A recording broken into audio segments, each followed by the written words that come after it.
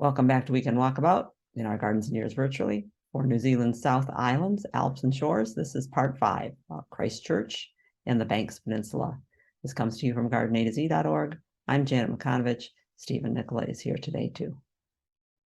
And go to Christchurch. We're going to go back to Christchurch now. Let's see if we got enough time to do this. Yes. Oh, we're good. Yeah. So we headed for Christchurch. In order to look around, the first time we got there, we basically got off the plane and left. Yes. Now we're going to go and see the Christchurch, which means we're going to come back down out of the mountains, through the farm fields and into the drier area, then into the irrigated coastal area, yeah. And back into those hedges, which we'll get back to just a little bit later. Christchurch itself is quite the mixture of the indigenous peoples and those who colonized, and of new buildings. This is the city council building. I seem to remember it said, but it's one of the government buildings in Christchurch, and the older buildings that were built in the 1800s that are beautifully maintained. There's a walking path that goes all along the river Avon, recreating England in New Zealand, and along that path there's sculptures, there's memorials, there's benches to sit, there's places to picnic, places for punts to go in and punt down the river. Just like at the River Avon in England. And you are sharing this path. This is the path. You're sharing this path, the walkers with the bikes. And they tell you, stay to the left. See the arrow that says that which way you're supposed to be going.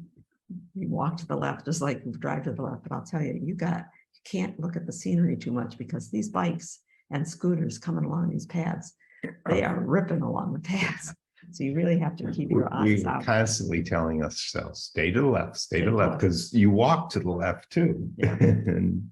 But lots of nice plantings along there, and things like this is a note about the weeping willows. There are a lot of weeping willows in this part of New Zealand, all along the stream beds, and actually they've been spreading themselves. This says that a French colonist brought cuttings with him to New Zealand from the willows that grew on the grave of Napoleon on St. Helens, and that these trees are descended from those cuttings, which I think is kind of another British kind of thing to commemorate. There are the grasshopper relatives that live in New Zealand, and there are a number of species, are quite large. Not as large as this, but they are large. They're inches large. And I thought it was interesting that they celebrate them, putting them even on the sides of their houses here. They're very respectful of walkers in Christchurch. It's you belong there as much as anybody else does.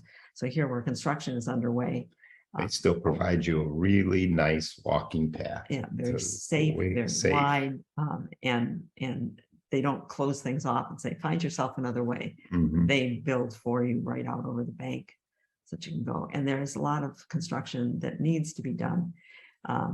So this is part of the art center. And look at that beautiful work on tile there. Well, there are other places like that, and all throughout the city. In fact, huge chunks of the city that were devastated in the 2010 and 2011 earthquakes that are now scaffold protected and protected with, in this case, a shrink wrap until this building is abandoned because it has still earthquake damage, structural problems on them. You go along and you can see that there are cracks in buildings. And some have been repaired. Some buildings this building was taken down, and the only piece that was saved was the steeple off of the top. The city lost 400 buildings, is what Sonia and Cam read in the history that they were looking at. It had a much bigger effect for Sonia and Cam to walk down to the area and see what had happened. They were there pre-earthquake, and so that's not a design. That's not a design. Those are cracks in the buildings. And the walls are buttressed here. That's not wood. That's iron beams, steel beams. We're not tearing that one down. We're going to fix that one. This is the cathedral right downtown, that they're which working on. Unfortunately, took a long time for a decision to be made about how exactly they were going to either rebuild it or build new. And so it's just underway for a couple of years. This is a picture of another church that here's what it looked like right after the earthquake. And now what they've done is fenced it off, closed it off until they can fix it. Yeah. Buttress the doors and holding them together, and then put a cap on it so that it doesn't get wet inside. You'll see that this roof is conforming to the same structure that was there before, so that the look of the building is there. And in those packages that you see wrapped there is all the rubble so that they can reconstruct. It's an incredible effort that's going on there. And the art building, one of the art buildings has across the top, everything is going to be all right, is one of their art installations. So there's a lot going on in Christchurch, but a lot still to go on. If you go there, you're helping support their economy, which desperately needs it. Yeah. They have a botanical garden there that is a walk in an English park. It is a botanical garden made by people who missed Kew Gardens in London, you know, being across the world. Bedding scheme plants as you walk in, big plantings. This incredible fountain. Strange and weird. That was ordered from a catalog in the late 1800s, ordered from a catalog and shipped to them and put together. It's a mystic kind of thing, but I felt just like I was walking through Kew Gardens or the Royal Horticultural Society gardens. Very similar. In fact, most of the plants all down the way were plants that were recognizable to me. And paths that led you to various other kinds of gardens, like the maple garden with azaleas and rhododendrons underneath a lot of Japanese maples. A heritage rose garden where the old roses were planted in among perennials, not in full bloom yet, so not looking as much like roses as you'd think. A classic rose garden, formal rose garden, surrounded by topiary trees. Really nice espaliers. Yeah. And very, very closely shared hedges.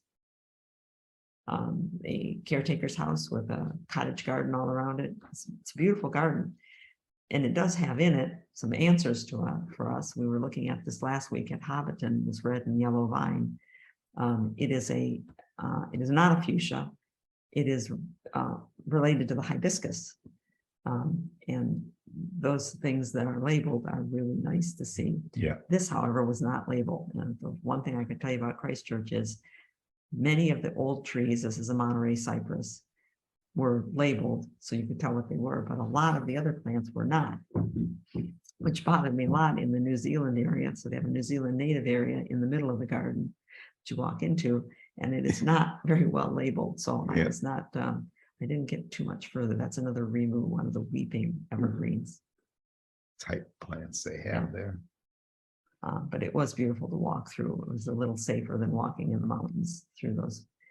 We love rock gardens, and when we got to the rock garden, we were able to meet the rock gardener, the head gardener there in that area, about building and rebuilding it. He mixes his soil mix by hand in liter, liter cans, and liked to introduce us to his crepice plants individually so that we could know which of the violas that is. A chrysalis, a little veronica. It was fun to talk to him, and we asked him about the ducks. We said, well, it must be kind of a problem for you having ducks, since we know that ducks multiply on a lake, and this paradise duck has 12 youngsters there. And he said, oh no, he says, I like having that lot around. He said, that male will take out a goose, no problem, get him out of there. He doesn't want the Canada geese have been introduced to New Zealand and are becoming a pest. Too many. And mallards. Mallards aren't so much of pests as the. I'm glad to know that this is the paradise duck female. Yeah, that's the female, not the male. She's prettier. He's darker. Yeah, that's so he could hide and go running. Yeah. So while we were in Christchurch, we had time to go to the Banks Peninsula. Akaroa is the main city that's out on the Banks Peninsula, and Akaroa is in the crater of what was a volcano, an active volcano 8 million years ago. Yeah. And we'll look at it. So here is Akaroa. We're looking down into the center of the peninsula. And here it is from the air. Can you tell from the air that that is a caldera, that is the crater of a volcano? And the city is right down in the center of it. It's a They're beautiful down in drive there. out there. Yeah. Oh, wonderful Beautiful drive. winding drive, looking down into the things coming off of the ocean. Look at the colors of the ocean. Isn't that amazing? And it just goes on and on. Forever and ever. All those colors. And looking down into it, you're looking at all of that green sculpted look is all pasture. It used to be all forest, New Zealand native forest. And it on a place overlooking the town, a big chunk of property has been taken as the heritage garden by the town and is being replanted in natives and has some Maori sculpture there. Because where the sheep have not shorn things all the way down to the low green that you see there, there's gorse. This is all gorse, Blooming the yellow. It's an invasive plant.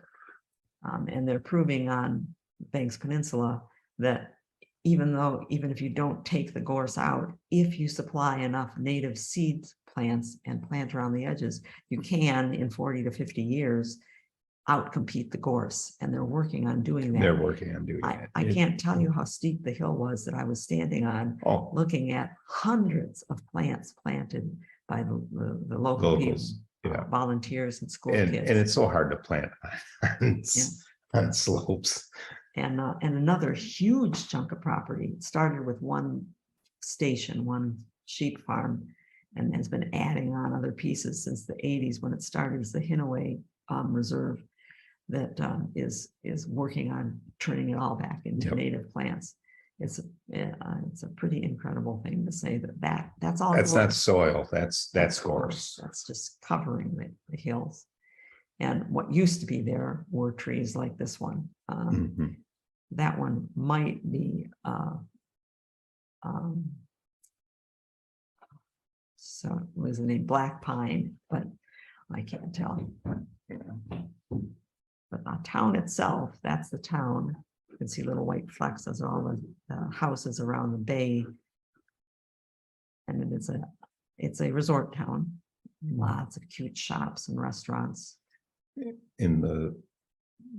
was a French town. It was a French town, a whaling town. The French got there about a month after the English did. And the English said, nope, already claimed it, but it's got a strong French flavor. It's also very colorful. Very colorful. And with a different look, different pitch to the roof. So you could say the French influence. But the same thing with going up the hills with those resort type houses and condos. Yeah. We talked to the proprietor of a shop. I said, okay, are these your plantings outside? These barrels are just gorgeous. They're really nice. No, she said the owner is a horticulturalist and plants those, and they leave them in. Now here's where we get into zones. So we're in Christchurch. That's the brown there. Zone 8. And you'll see a little bit of green, light green there. Zone 9 there. Yeah. In Akaroa, where we are. Whereas the North Island is almost all zone 8, 9, 10. Even 10. Yeah. So I'm asking about these plants. I said, okay, tell me then, are those echeverias, are those succulents you're putting in there? Do you leave them in all year? Yes, we do. They're out there all year. They become a woody shrub. They can bloom. That's their bloom. This guy's bloom. Look at this one's bloom. Yeah. Beautiful orange flower sticking up off of it. Makes you jealous. And look in here, you might think that's a rose. It's a geranium. It's a geranium. Here's another one growing up. These are in the ground. Here's what these little things we grow in pots could be.